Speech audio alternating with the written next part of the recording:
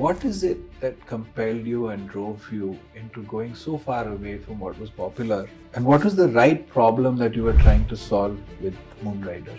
We got this idea from one of the progressive farmers. He was like, why don't you guys build an electric tractor?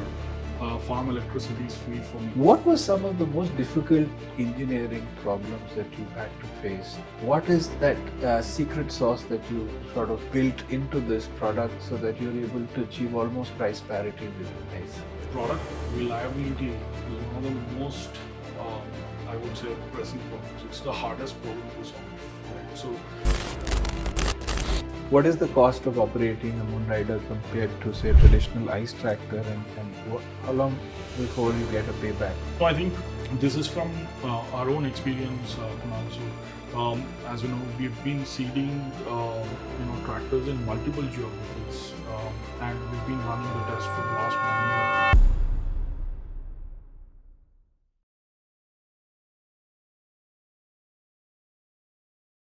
Welcome to Driven, the Advantage podcast, where we deep dive into the ideas, innovations, and individuals shaping the future of mobility and the energy transition and startups in India.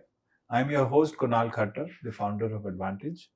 On Driven, we bring you entrepreneurs and founders that are making a significant change in the adoption of electric vehicles and across the mobility ecosystem. India has poured enormous amount of capital into electrifying its cities, cars, bikes, buses, scooters, and trucks. We have invested billions of dollars in infrastructure and providing electrification urban areas. One area that's, in our opinions, got neglected is the rural farming community, which is why I'm extremely excited about my guest today. Somebody who is focusing on an area that was neglected but now seems to be getting into focus. It is electric tractors. Tractors alone burn billions of dollars of energy, and it's catering to a segment which are struggling with income and high increasing costs, especially the way diesel prices are going up. So this is one of our investments that we're super excited about because we think it's going to make a significant social impact to the customers, to the lives of millions of Indians as well as the country. So with that, I'd like to introduce Anoop, the co-founder of Moonrider. I'm going to actually let him give an introduction because he spent pretty much his entire life in building in the automobile industry. So, hi Anoop, welcome to Driven. Please tell us a little bit more about yourself. Thanks, Kunal, for having me. It's a great opportunity to talk to you and your audience. I'm Anoop, mechanical engineer by education. Did my general management from Cornell University in the US, SC Johnson School of Business. Started my career with Toyota in India. Was also posted to Toyota Japan. Worked there as a designer for Toyota Racing Development. Posted about 9 years with Volvo Group. Before I left them, was heading their electric vehicle program globally for trucks. Launched second generation electric trucks in Europe and US markets. Came back to India, had a bit of a management consulting bug, joined Accenture Management Consulting, Accenture Strategy, to lead their EV practice in India. One thing led to another. I joined Ola Electric to build their EV scooters. So was director of product development with that before I started Moonrider. So it's been 3 years in Moonrider now. Great. So it looks like you've spent your entire career in the automotive industry. And when you wanted to build something and become an entrepreneur, you could have chosen something for city roads. That's where all the capital was. That's where companies like, everything from Toyota to Ola to Ather were making headlines. There's no shortage of opportunities in urban electrification. Yet you turn to agriculture. What is it that compelled you and drove you into going so far away from what was popular? Um, and what was the right problem that you were trying to solve with Moonrider? Right. I think it was a very unexpected discovery, Kunal. So we got this idea from one of the progressive farmers. He was like, "Why don't you guys build an electric tractor? Farm electricity is free for me." So that thought actually was like a eureka moment for us. We started off at a time when, like, Russia-Ukraine war was on the brink of the start, and like, oil prices shot up. We were in East Africa, where the fleet owners and the tractor operators were operating at a very thin margin. um, then one thing we realized, speaking to thousands of farmers during that time, was agriculture is local, but the farmers problems are surprisingly global. You talk about labor shortage, fuel, raising fuel cost, and so on. So that was a moment, and we asked ourselves, will it create some sort of a disproportionate impact? And the answer turned out to be yes, and then we jumped onto building this. Amazing. Yeah, absolutely. Um, let's talk about an EV tractor, right? Electric vehicle for tractor form factor. It's just not a regular tractor with the battery strapped in, right? It's a far more engineering problem that you're trying to solve for. Apart from the fact that farms are dusty, they're wet, that's just the kind of stress that these vehicles are put into. Cars and scooters don't have to go through that. And farmers cannot afford the downtime, right? Especially when the demand for tractors peak at during certain seasons. So when they need 24/7 utilization, what were some of the most difficult engineering problems that you've had to face while designing this? And what is that secret sauce that you sort of built into this product so that you're able to achieve almost price parity with ICE? Right. So I think product reliability is one of the most, I would say, pressing problems. It's the hardest problem to solve, right? So we figured out that there's a deep connection between reliability, durability, and energy efficiency, right? So every watt matters. At the same time, every component has to survive for years of abuse when it comes to tractors, right? By and large, when we started, the Indian ecosystem was largely under 72-volt architecture, which is because of two-wheeler and three-wheeler. Whereas when it comes to tractors, during the puddling seasons, farmers try to run it for 12 hours, 14 hours.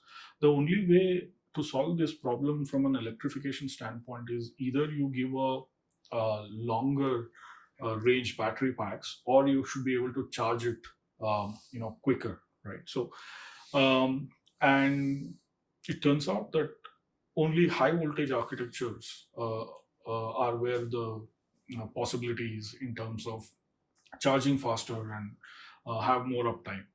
And we decided to build a 384 volt architecture, and it turns out that there was no one, in the supplier ecosystem building anything around that. So we had to build our own battery tech and battery pack. We had to design our own powertrain, and all of the power electronics had to come together, and all of this have to work seamlessly, not just with tractors but with implements, which is like 700 kgs to 1 ton, with those implements at the back of the tractor. So so all of these are more or less the hardest problem to solve, but it boils down to reliability. Right.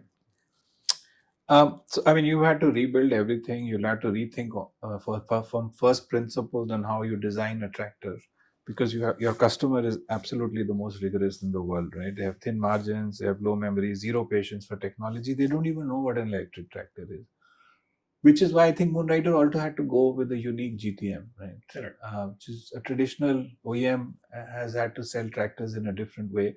Just walk us through what is the insight and how are you going about popularizing or selling your tractors? It's because that is itself is a unique story. Correct. I think when we went to the remotest parts in India, like Mandvi in Kutch, and these kind of places, one thing which was an eye opener was village is like the best social network that you can have, right? So what we realized apparently is 65% of the tractors that are on the road today are on rent. So typically, what happens is an individual who has disposable income would buy two, three tractors and deploy it on rent. Basically, they buy it for their own use, and in order to increase the utilization, they deploy it on rent. Fairly fragmented at the moment. There's no Uber for tractor model at scale in India. But this was one of the key insights that we got. And a lot of the farmers tend to actually rent these tractors from the progressive farmers and run during the land preparation seasons. And what we did is like we decided that you can only focus on building product or distribution or financing. And in order to be capital efficient, we always wanted to put in all the money that we have and raise towards the product. So that way we are not solving for the distribution problem at the moment. So we don't open, um, you know, traditional dealerships, at least not in the horizon. So we are B2B. That way, we figured out that there is something called farmer collectives or farmer producer organizations. For instance, Maharashtra has about 14,000 plus FPOs. Karnataka has 1,600 FPOs. So these farmer collectives have essentially thousands of farmers grouped under one FPO, right? So what we do is we sell tractors to FPO. In turn, they rent it to their farmers in the collective, and that's the first one. Now the newfound love is the compressed biogas ecosystem. So there is in-plant operation, there is haulage, and as well as the agri use cases, and it still fits the B2B play that we want to go after, and that's our GTM. Great. Yeah, we've seen a lot of increasing use of ethanol that will actually have a lot of demand for your product as well. Let's talk about unit economics, because I think that's something that is a very pleasant and amazing data point. I mean, ultimately, we can't pitch. It's not in consumer markets, of course, people go electric for sustainability or for status. But these are commercial use cases, right? For them, P&L is much more important. Just walk us through some of the important, at least key data points from an economic standpoint. What is the cost of operating a Moonrider compared to, say, a traditional ICE tractor, and how long before you get a payback? Yeah. No, I think this is from our own experience, Kunal. So, as you know, we've been seeding, tractors in multiple geographies, and we've been running the test for the last 1 year in different soil conditions and so on. And what we have learned is that if you take a 50 horsepower tractor, typically a diesel tractor would consume about 5 to 6 liters of diesel for preparing the land, let's say about an acre of land. Whereas a Moonrider tractor consumes about 9 to 10 units of electricity, right? So now a 5 to 6 liters of diesel would translate to 500 to 600 rupees, and 9 to 10 units of electricity, even with the commercial charging, you're talking about 100 rupees, right? So it's that sort of that much benefit.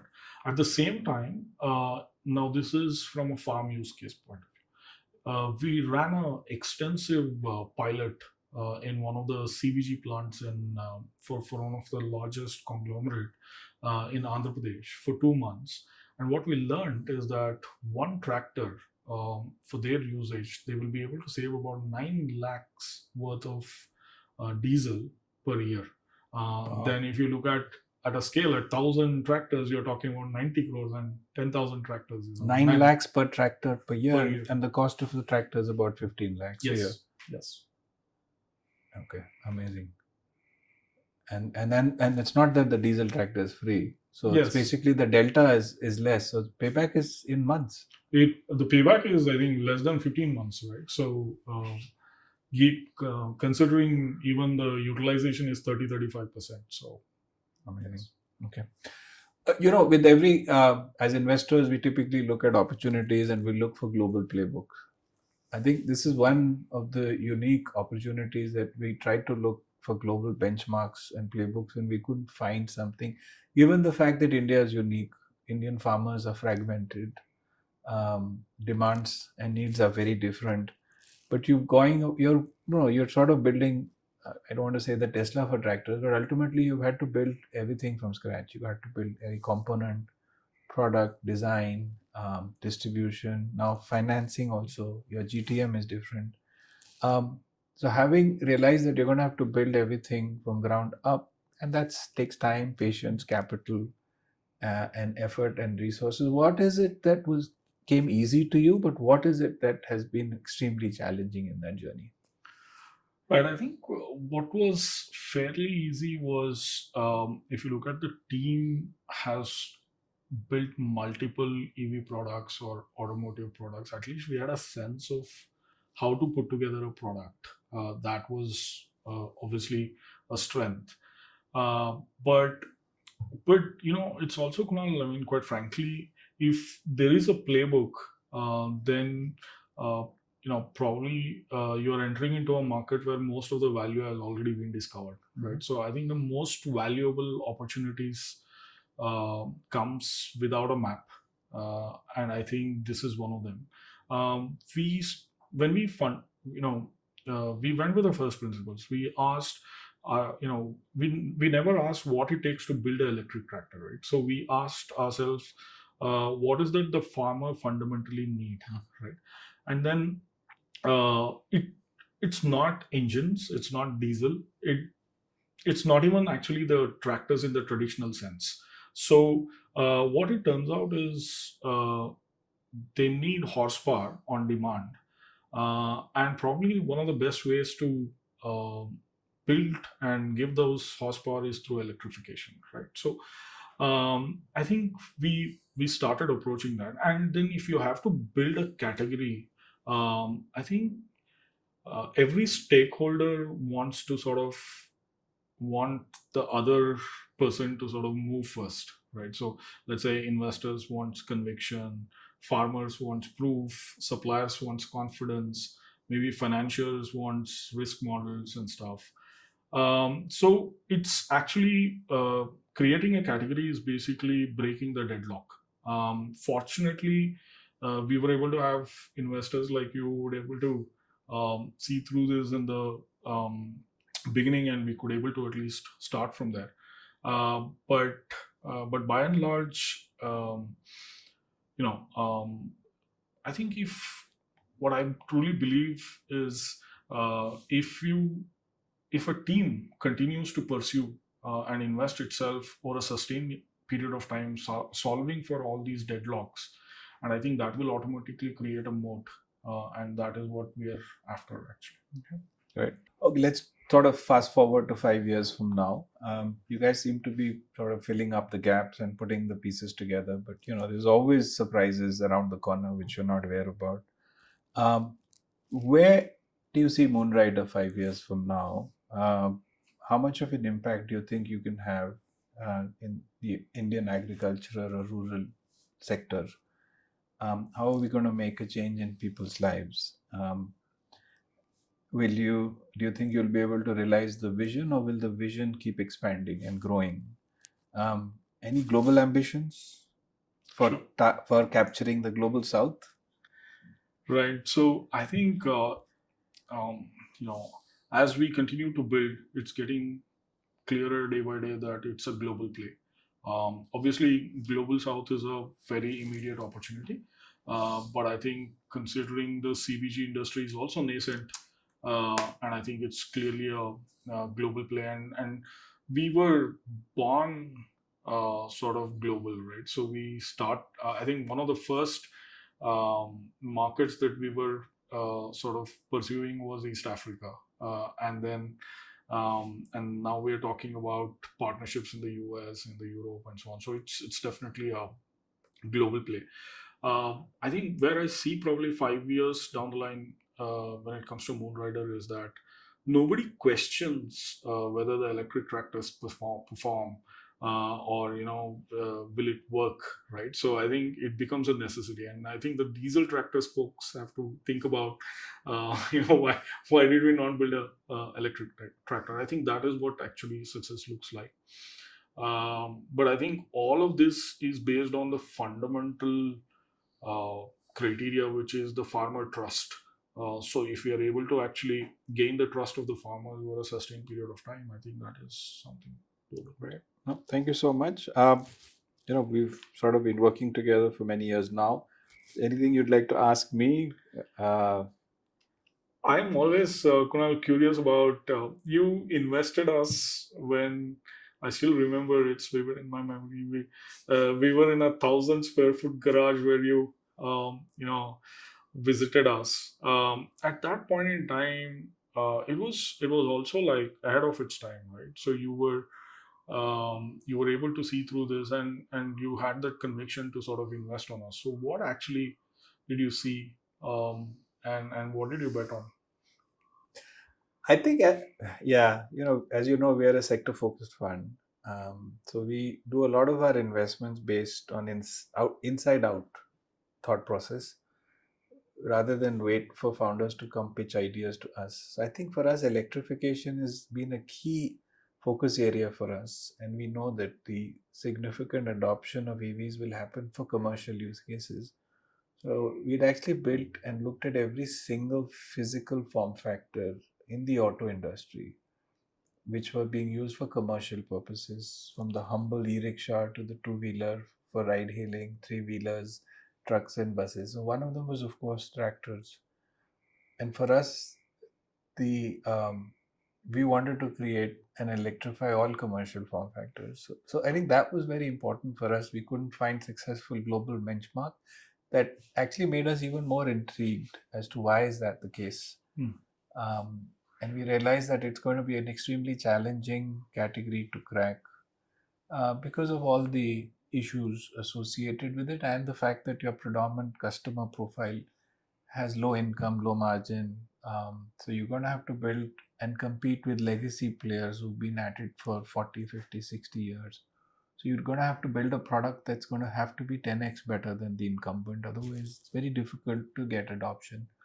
I think what we were impressed was that we were always looking for the right founders to build. And when we met you, we saw that the strongest founder market fit that we'd seen. I think you and Ravi, the kind of insights that you had, and you had working prototypes. Yeah. So I think that was what really impressed us. It was not just a thought process or an assumption. You would actually execute it. I still remember driving that tractor in and out of that factory, and it was fun and eventful for sure.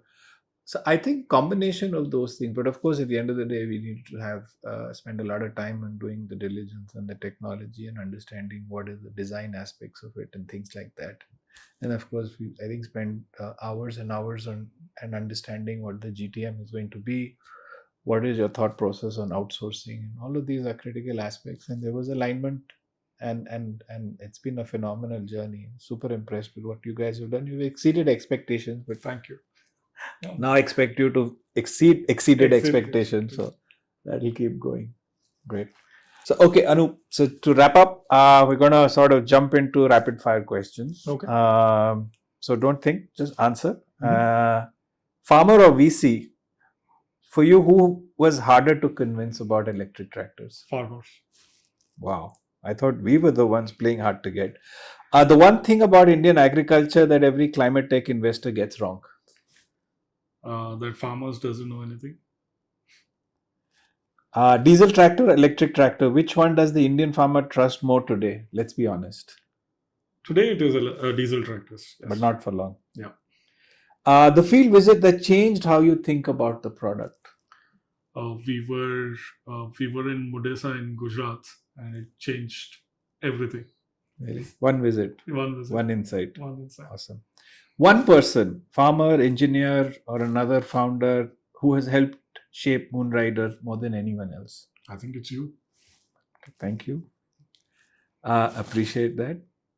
Horsepower or battery range? What does the Indian farmer actually buy? I think it's battery range. What was that eureka moment when you felt, wow, this technology works, and you knew that this was actually a real business you were building? I think the day we cracked this immersion cooling tech, Mm. that was the day we were like, yes, we are onto something. Okay, 2030. What percentage of new tractor sales in India will be electric? 30 to 40%. Wow, and I hope most of that is Moonrider. Yes. What has been the hardest thing about building hardware in India? Is it supply chain? Is it talent? Or is it capital? All. We have to pick one. I go with capital, I think. And what's the one thing you tell us, a fellow founder, that's going into building a category nobody else believes in? Oh, I think you should trust yourself first, and I think if you are able to trust yourself and continue in the path, I think you will find people to come and join hands and help you to get to the next stage. So Awesome. That's great. No, Anoop, thank you so much. I think this has been one of those conversations that genuinely shifts how you think about where energy transition is going, and actually building for a sector that I think 40% of the Indian population depends on, and wafer thin margin. I think that's an incredible social objective that you have as well. Anyways, so we've spent years debating on how and when electrification is going to happen. I think Moonrider is a super exciting opportunity, and we're so fortunate to have partnered with them, because this is going to affect millions and millions of people's lives. Thank you again for joining us on the next podcast of Driven. Please do subscribe, and till then, till next time, stay hungry, stay foolish, stay driven. Thank you.